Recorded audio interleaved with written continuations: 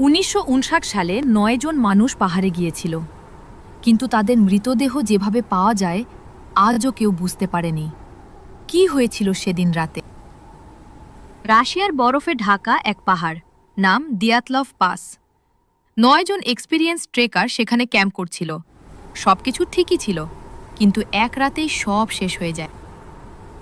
যখন rescue team পৌঁছায়, তারা দেখে টেন্টটা ভিতর থেকে ছেঁড়া, মানে তারা নিজেরাই টেন্ট কেটে পালিয়েছে।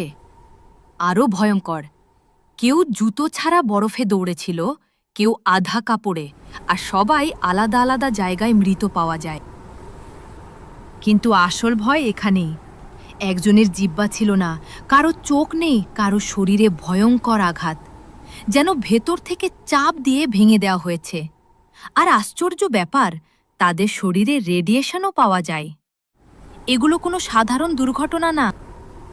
কেউ বলে এলিয়েন আক্রমণ, কেউ বলে গভর্নমেন্টের সিক্রেট এক্সপেরিমেন্ট, আবার কেউ বলে ওই পাহাড়ে এমন কিছু আছে যেটা মানুষকে পাগল করে দেয়।